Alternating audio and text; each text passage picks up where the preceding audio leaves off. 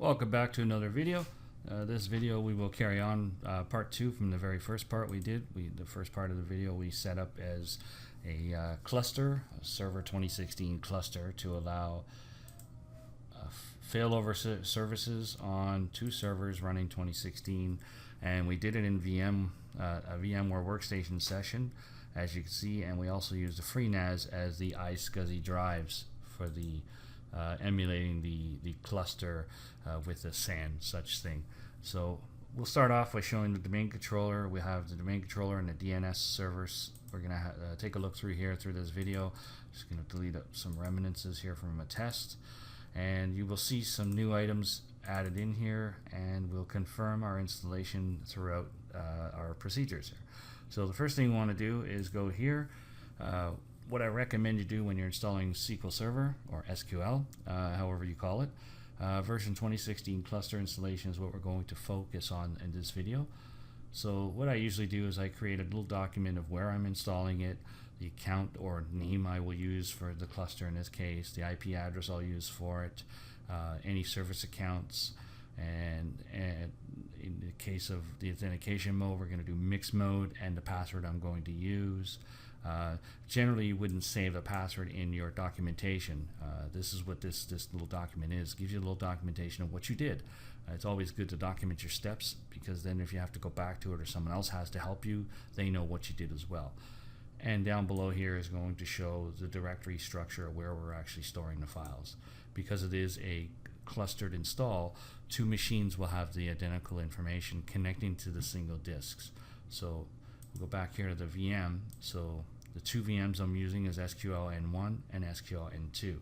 Now this one here, I have the disks running here. So we have the quorum, that is for the cluster, and we have the data drive, the logs, and the temp. So on the data drive, I created a SQL data folder, SQL DB folder. And what I'm going to do as well, because I don't have a 3rd disk or another disk, a 4th disk there, for backups, I'm also going to create a folder called SQL backup. And that's for when we run the SQL database server, we might want to back up our databases. So this is temporary where I'll put them, because this is just a development test environment to show you how to install. So if we go to the logs drive, we should have an SQL logs folder, and we'll go to the temp, and this is where the temp data and temp logs will be as well. So there's our structure. We have our disks laid out. I have the SQL installer mapped to VM. So if you're not sure how to do this, you go to your settings, or you go to removable devices, whichever way you want to do it. I'll show you settings. So in settings, on my DVD or CD, I attached an ISO I downloaded from Microsoft's website. It's a freebie trial version, 188-day trial, but if I want to put a key on it, I can turn it into a licensed version as well. So all my Windows versions here are running in trial mode. As you can see, they're not activated, and this is just more because it's an educational video, so I'm showing you all the ways to use it. So Microsoft does provide a lot of 180-day trial versions of their software and their operating systems for you to learn from. So if you're learning, if you're taking some classes or you're reading books on this, is probably be a good little demo to show you. And if you're out in the field, this again shows you how to do something if you haven't done it in a 2016 environment.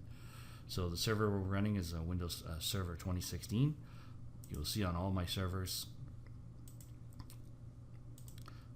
I'm running just a standard 2016 version. So without further ado, let's get heading into the SQL installer.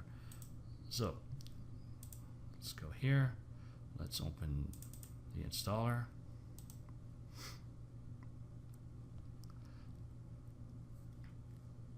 Now, if we were doing a single server install, we would just install the from the main screen here. We're going to click away from the planning. This is all about the planning and how you're going to do it. This is exactly what my documentation here is, my planning of what I'm doing. So I'm going to go right into the installation tab. Now, as I was about to say earlier, is if you're setting up a single SQL server, you would install here. And the SQL management tools, which is the SSMS, SQL Server Management Studio tools, it doesn't come with the CD anymore. So you have to actually go to Microsoft's website and download the SSMS tool. I will show you that at the end of the install. So I'm going to go all the way down to this tab, which is New SQL Failover Cluster Installation. So because this is my node number 1, I will install SQL for clustering services on node number 1. So I'll minimize the unnecessary screens so we can focus more on the information we need. Now the first tab of this, what I'll do is let's bring this to a full screen for now. So what you'll see in full screen is you'll see what node I'm on, so SQL N1. So this is made by a program called BG Info if you're interested. You can go to Microsoft website and look under sysinternal tools, and you'll see sysinternal's tools has a tool called BG Info and several others. So first thing is a product key. I'm using evaluation, so it will just be set up this way. The next tab is the licensing. If you feel free to read this, you should at least read this once in your lifetime to see what you're agreeing to. I'm pretty sure it says a lot of things. You're giving away everything you own to them. Just joking. This just basically covers their legal mumble jumbo of what they're providing for you and what you have to agree to. So if you don't agree, you can't install. So you have no choice. So many checks are done through this install, and the first check just checks to see what version of Windows you're running to make sure you have the prerequisites and so forth. It will suggest you use Microsoft Update. Now the whole idea of using Microsoft Update is if Microsoft puts out a patch or an upgrade, a service pack for SQL, you're telling it to download it and do it for you. In many corporate situations, you may not want to do this because it will take down your services anytime it has an update to push. And you don't want to do that, especially running with the latest version of updates, because they come down in packages together now. So it's always a good idea, in my opinion, to keep this separate and make sure you're diligent in checking for patches and upgrades as often as possible. So we will leave that unchecked, and next. Now this check is just making sure the install files we have are current. It could also go out and check for updates. If you check that update tab previous, it would go out and see if there's any updates compared to the install files. So this check now checks your current cluster setup. Now the current clustering setup I don't have fault tolerant network adapters, so I don't have 2 network adapters on each VM. In my case here, it's a test environment, so I'm not really caring about fault tolerance on that, and that's what this warning is telling me. You should go in and find out more about what the warning is, and if you have any issues in your cluster from the first video I talked about clustering, you might want to clear them up first. So I know what this issue is, so I will skip this, but it is just a warning, so it won't prevent you from carrying forward.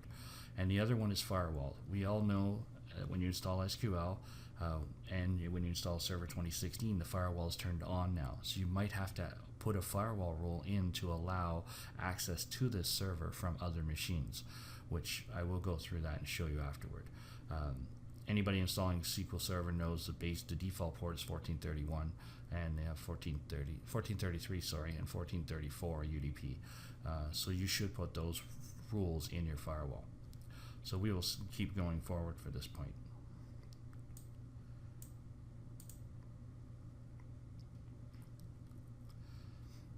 Now at this point we'll want to install the database server, but you may or may not want components. So if you take one off, it doesn't let you take it away. So these are the base default components when you install the database engine.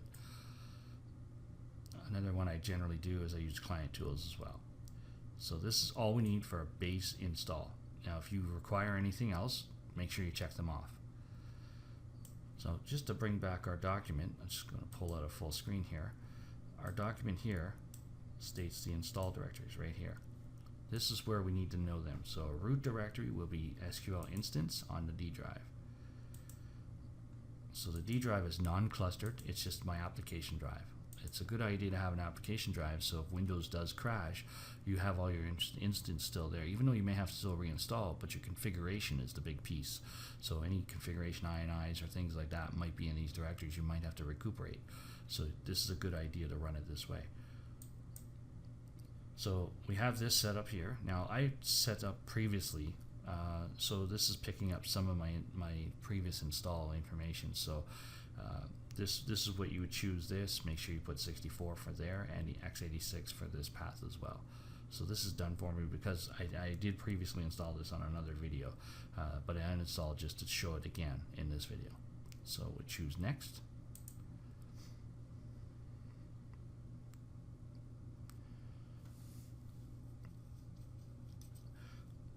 And I must also caution, during this install, you might want to make sure you have high privileges on this machine. So I'm using domain admin privileges, so I'm a domain administrator in my domain.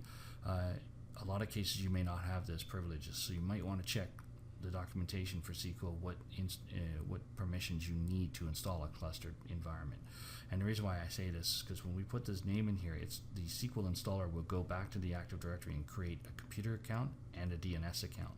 It has to have the rights to do that. So I will show you that in this video. So the network name we're going to call SQL HA Plus. And we're going to leave the default instance of SQL. You could custom name it if you wish, but in this case we're just going to go defaults. And make sure we spell exactly what we want. And there we go.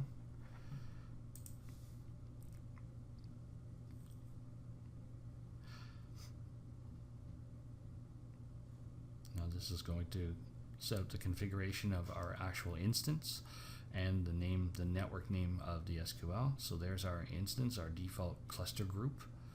So this is what we're going to call it.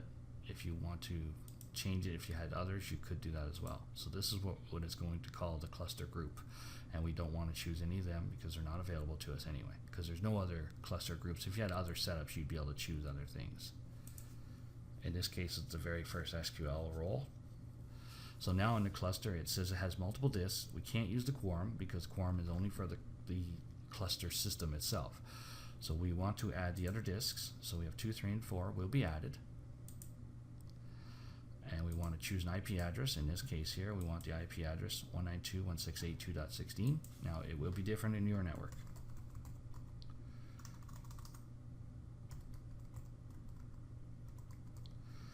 So you choose the IP address you have available in your network.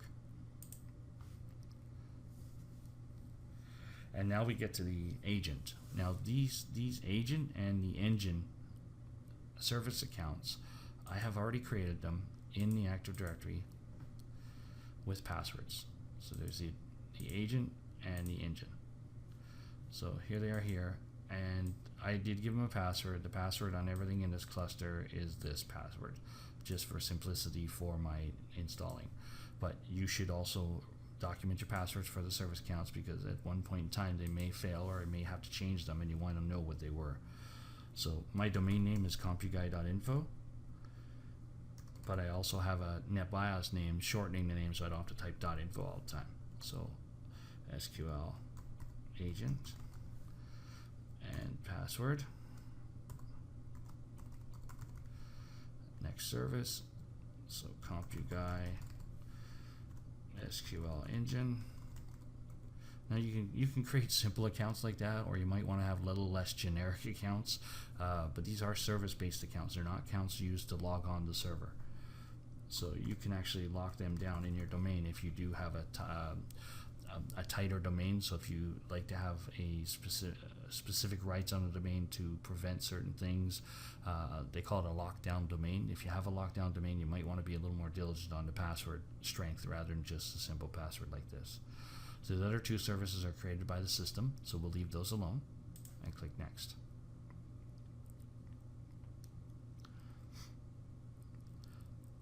Most cases, once you get used to installing, you'll just click next, next, next, fill in the blanks and go forward. But it's a little slower when you're showing people. So we want to use mixed mode.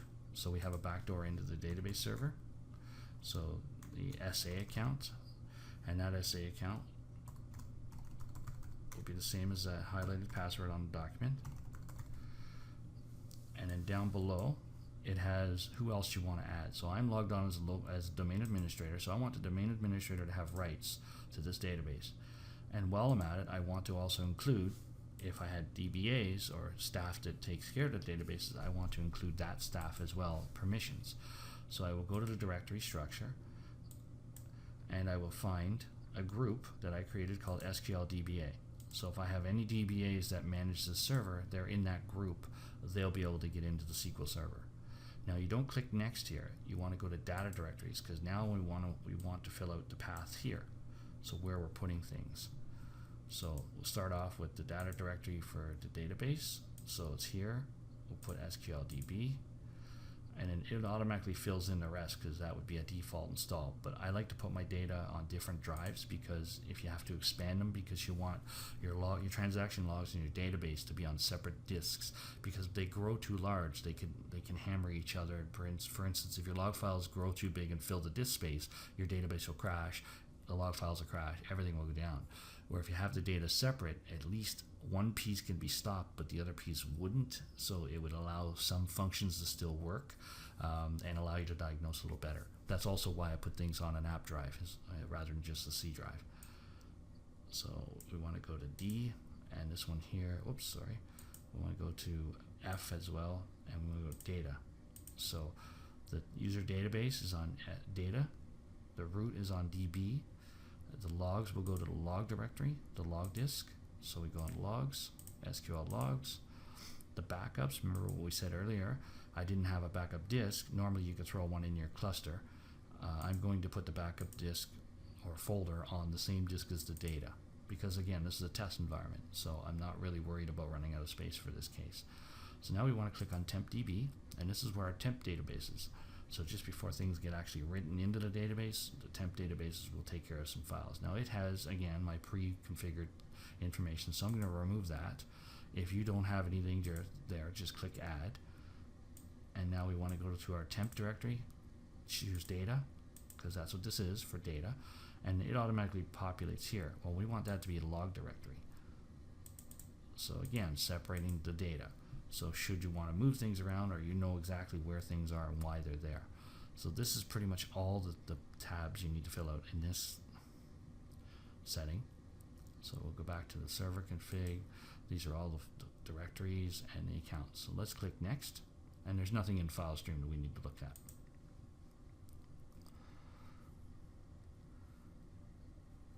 So now this will build more information in our configuration setup. And now it says, okay, we're going to install the bootstrap and certain small SQL files on the C drive. Even though we didn't tell it to put there, it still puts files in that root folder, because this is the default folder install of all the SQL services. But we broke it up over different disks. So this is fine. This is fine to go here. So we'll say install. And now it's actually going into the installation progress. So during this installation, it will check the accounts. It will also create a brand new record, because we created a SQL record right here, a failover cluster name. So what happens now is, normally when you go into SQL, you're going to the server name. So in this case, the server name is SQL N1, but it's a cluster. So if this server were to fail and go offline, you couldn't get that N1 anymore, which means you couldn't get your database. But because of the cluster, we have N2 available. So because you would not know where the database is, you'd have to find out, oh, N1, no, it's not there. Oh, N2, okay, maybe it's there. Rather than doing the guesswork, it creates another name, meaning between the servers. So wherever the database is, it will answer as long as it's on. This is why you have a cluster name. So this cluster name will actually connect to the database no matter where it is in between the two nodes. That's why you create the cluster record. So we'll go back to the server and watch it install. This is where I usually say you're watching grass grow. So it's creating the services. Really what it's doing at this point, it's installing all the files in all our directories. So the instance, the shared, the x86. On the C drive, it's putting those bootstrap files. So here's SQL. There's some of the files being put there. Just clicking around fast here. So you'll see SQL folder started here in a couple seconds. So let's go back here. So let's minimize the disk, and we'll watch this grow. Watch the grass grow here. So you can see what it's doing here. It's going by pretty quick what it's doing. If we pay attention over here, you'll see the files, you'll see the computer record be created, and in our DNS records, we'll see a host record created as well for that same computer record. So this way it has an ID on the network. So we have a second node to install as well, but we have to wait till the first one's installed. So while that's installing, on the second node,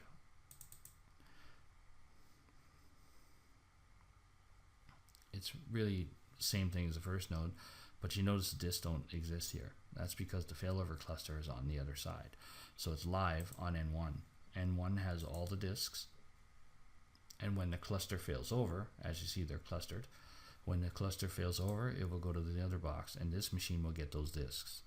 Now they don't have to be here during the install because this is just SQL. It's just going to go and remember all the pathing from the configuration that's being built right now on this machine.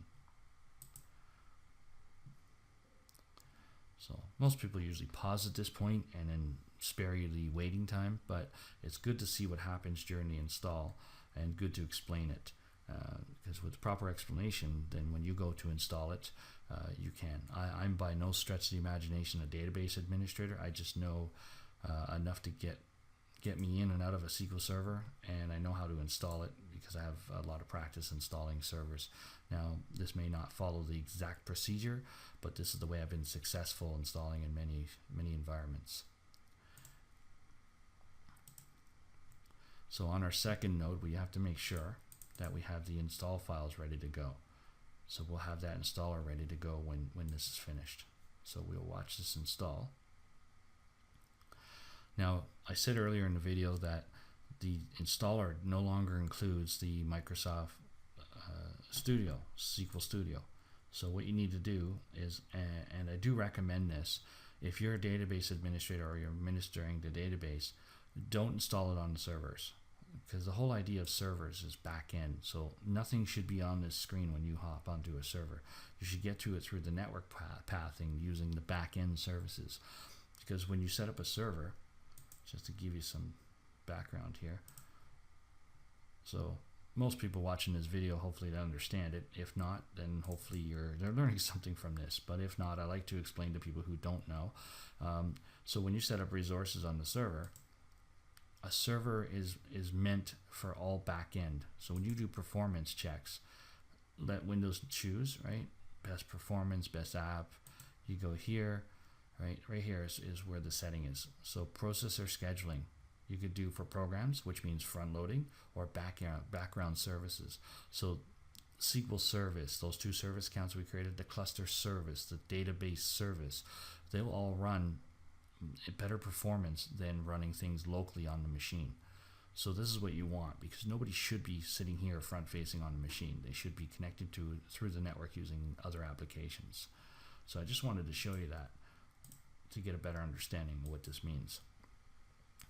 So while this is almost done, we will go here again. So on my PC that I'm connecting to my domain controllers or to my network servers, I'm going to open up SQL Studio, and that's the tool I said you had to download from Microsoft.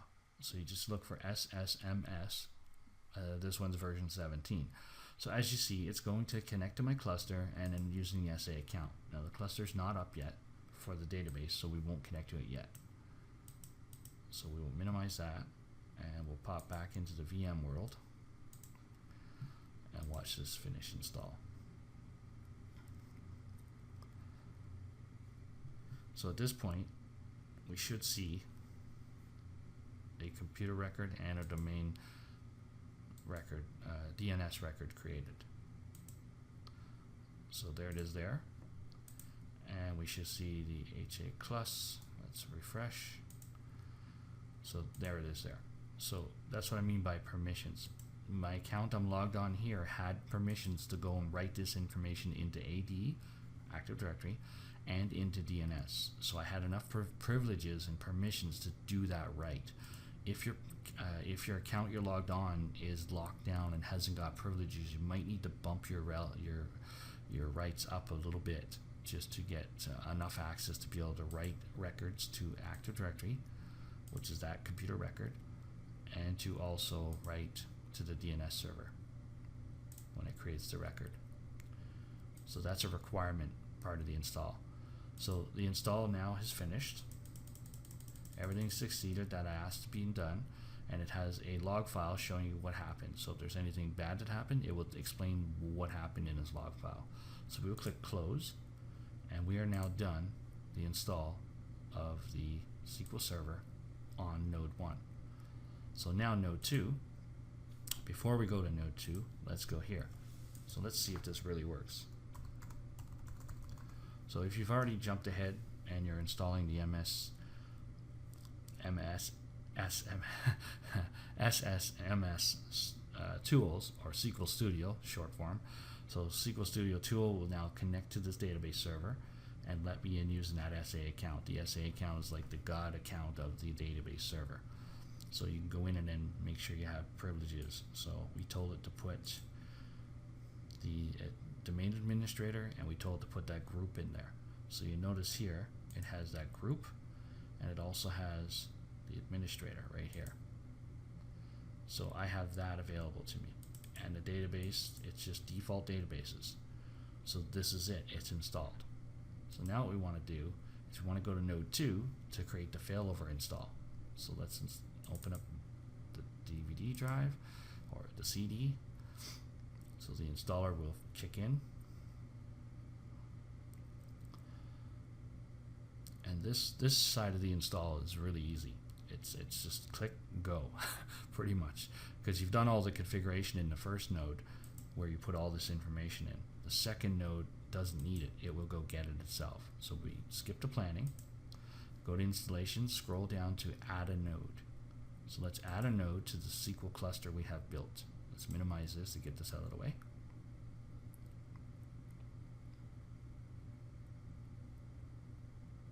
And there we go. So we go evaluation, or if you have a product key, you can. Okay, the next one is accept the licenses.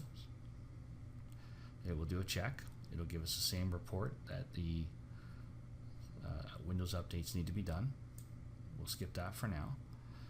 And now it's going to check if we have any updates. If we told it to go to Microsoft Updates, it would then go and do all that and bring down new files. But at this point, it's whatever's on the CD it's going to use. So now it's doing a check in the cluster to see if there's any issues with the cluster. So same thing. This is probably the network issue, more than likely the network adapter, because we haven't got 2 in our cluster, and the firewall. So let's go next. It finds our SQL server, it finds our node, which is the one we're on, and it also finds our instance we are using and the network name of the cluster. So everything is correct. We just go next.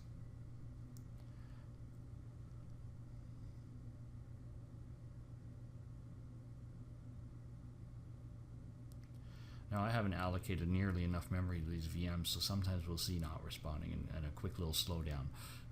Only running a 24 gigabyte memory laptop, and all of these test VMs are running from a laptop. So the next screen looks at the IPv4, it finds the address related to that cluster name, and that's correct, so we leave it.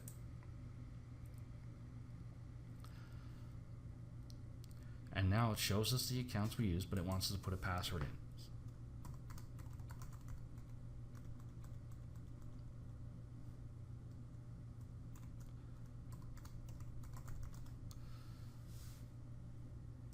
Select next. It will confirm the passwords are correct. If there's anything wrong, it will stop and give you an error.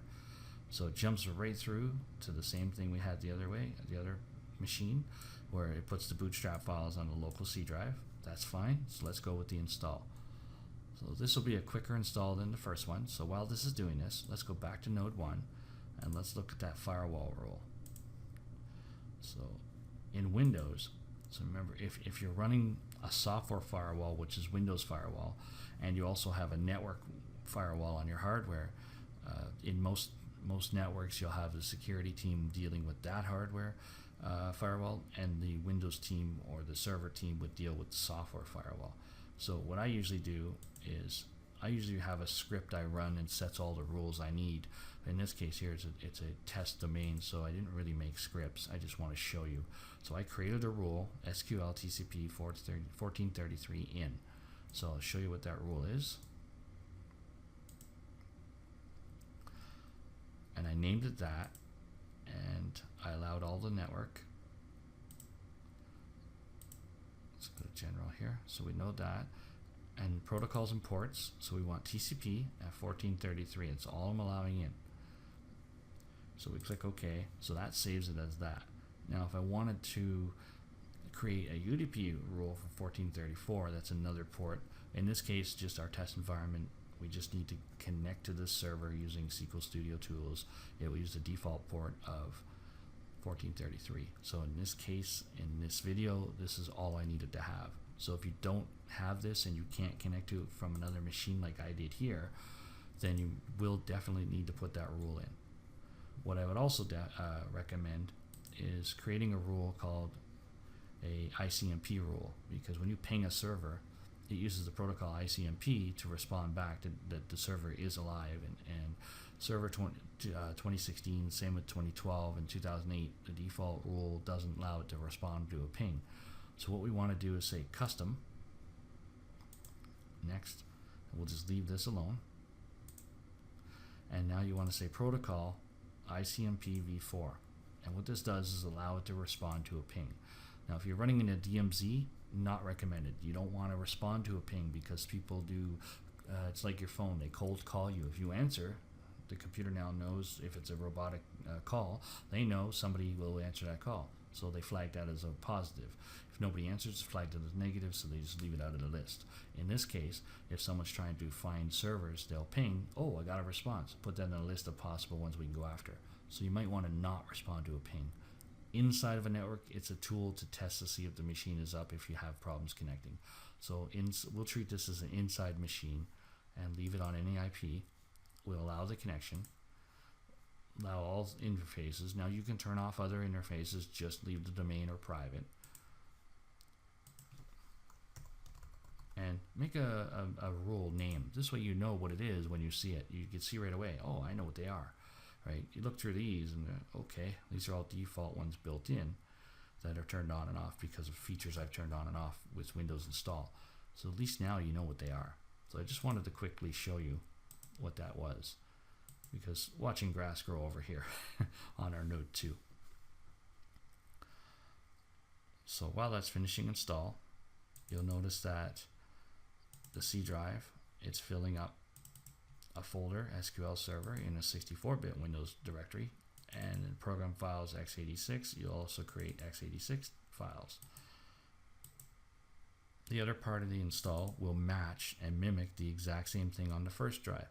SQL instance, so things will be installed in here, as a shared 64 and shared 32. That will all be fulfilled by the install because it read the configuration from the first unit we built. So everything we did on SQL1, the information comes forward and it puts it in the exact same locations. Now in this case, we don't have any cluster disks, but the installation will say point the database to the F, G, and H drives. When we fail these disks over, which I'll show you after we're done, we fail them over and they'll be listed here as F, G, and H. So it knows that they're the same drive letters, the same disks, the same data. So the SQL will be able to read the data from those drives once it fails over. But when it's not failed over, it will look for the cluster name and look for that data. So it will find this cluster name. So if I were to do this,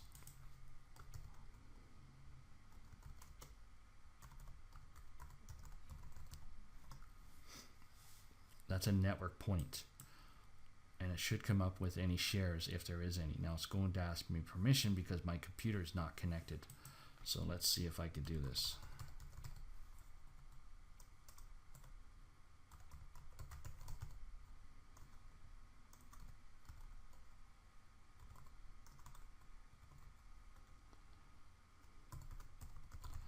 So once I provide credentials, it should let me into any shares if there is any shares on these folders. So we'll take a bit because we're trying to connect to virtual machines from my physical machine. So I don't believe I have any shares, so you won't see anything. So there's no shares there. But if I were to create a share, you would then see files. So that just shows that that network point is answering. As you see, it looks like a computer.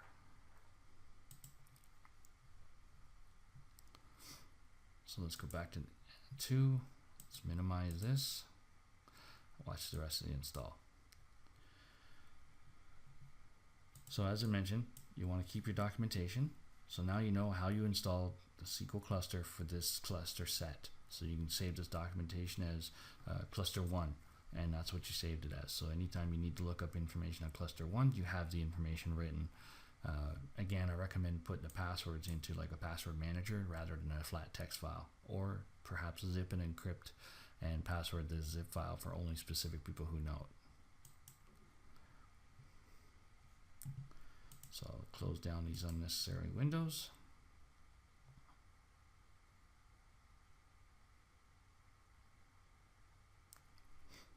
And as you can see, it's installing the records.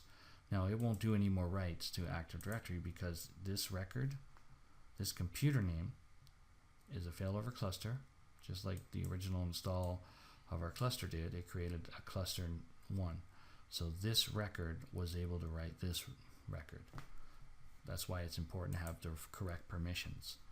And this one here is the DNS record, and so is that of those 2 computer records. So we have 2 computer records that computers don't exist. They're just services that create them. So that's all that will happen in Active Directory at the moment. So back to our node 2. It looks like it's coming to a finish.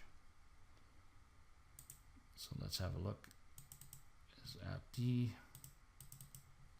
There you go. So we see all the install files are popping in. So we'll leave that alone and leave this minimized for a second. Wait till this is finished.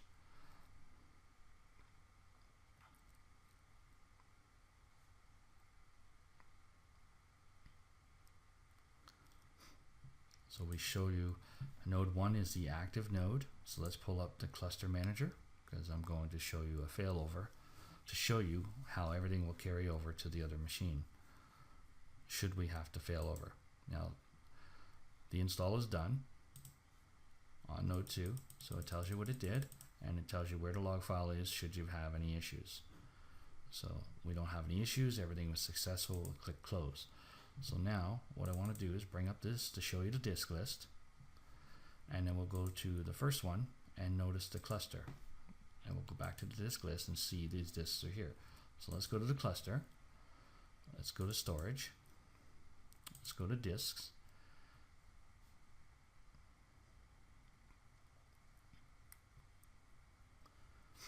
now the disk, normally this would be a faster process because you'd have physical machines, or if you have virtual machines you would have a lot more memory on them and a lot faster disks. I'm just using local small disks just to create this setup.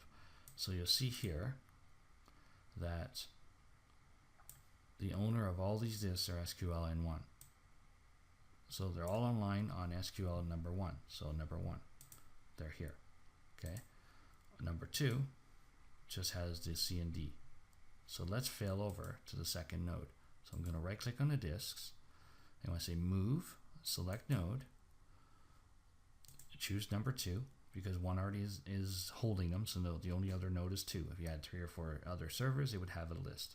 So let's click OK, and you'll see them going offline and changing the ownership.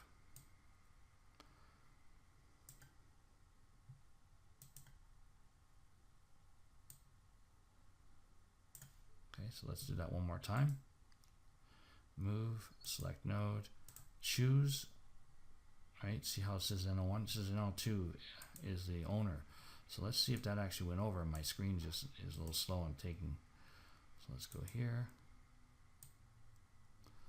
So it says N01 is the owner. Well, let's go to N01. N02 doesn't have it.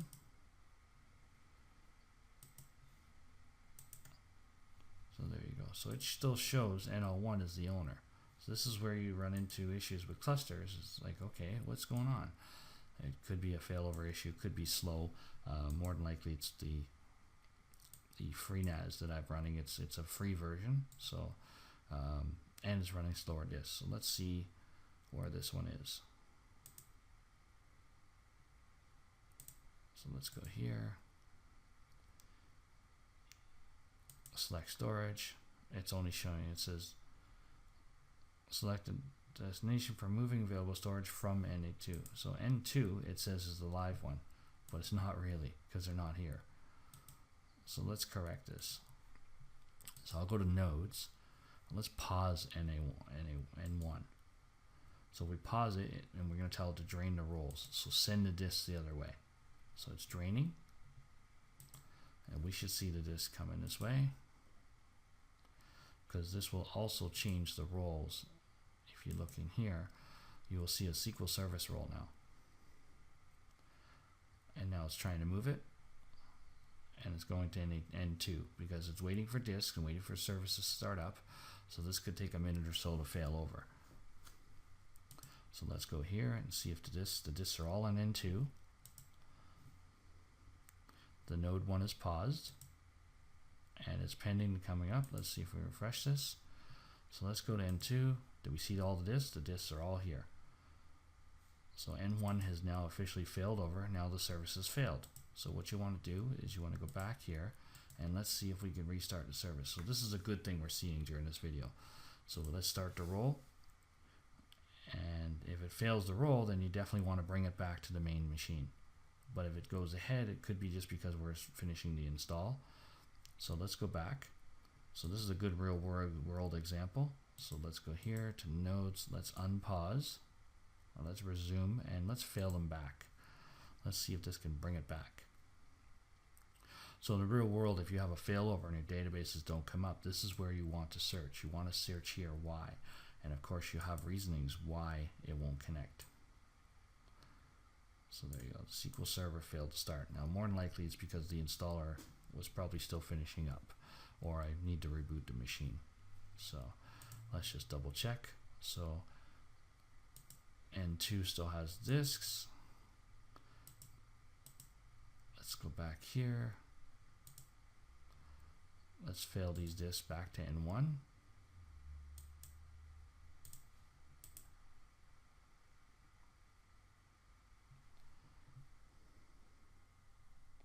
Go back to node. And let's go here to drain the roles and send them back to 1.